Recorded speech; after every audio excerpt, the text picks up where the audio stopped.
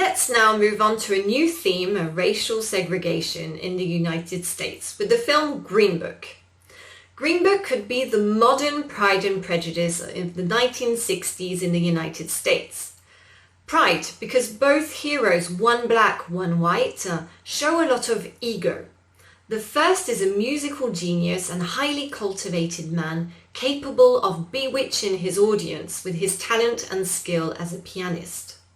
The second is the perfect incarnation of Italian machismo and paternalism, always wavering between legal and illegal activities.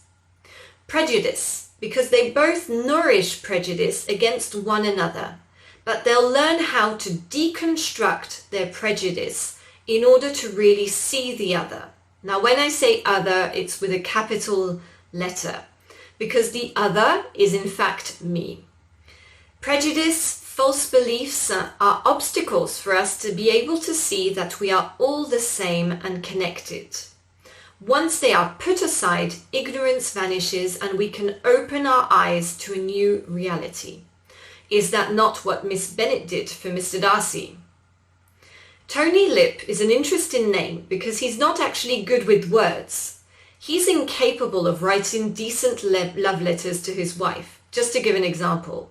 However, he is the one who will give Don Shirley a voice.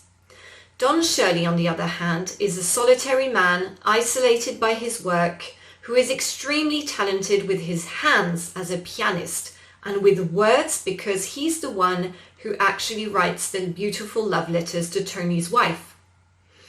A role that could be called a ghostwriter, a role maybe that reflects the blacks' conditions in the USA at that period.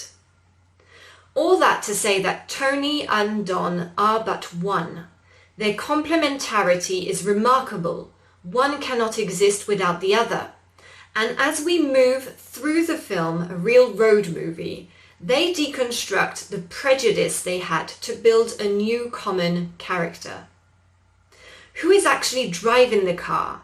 Who is the boss? The roles seem to be reversed, intertwined, to leave way to a perfect harmony found in both. Tolerance. Tolerance towards the skin color, sexual preferences, ignorance and lack of culture. Two worlds that seem completely different actually form one. So yes, racial segregation is the main theme, the backdrop of the movie, which would make it a perfect example to study in an English class. I will definitely use it in the near future.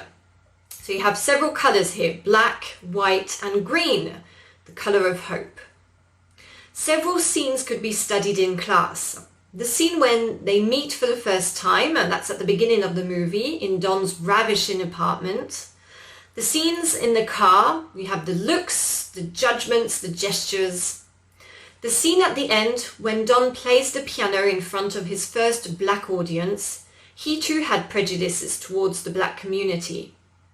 The scenes showing Don's eloquence in contrast with Tony's illiteracy, and so on. So if you're dying to see a movie about racial segregation, a very dense and profound theme, I would definitely advise Greenbook.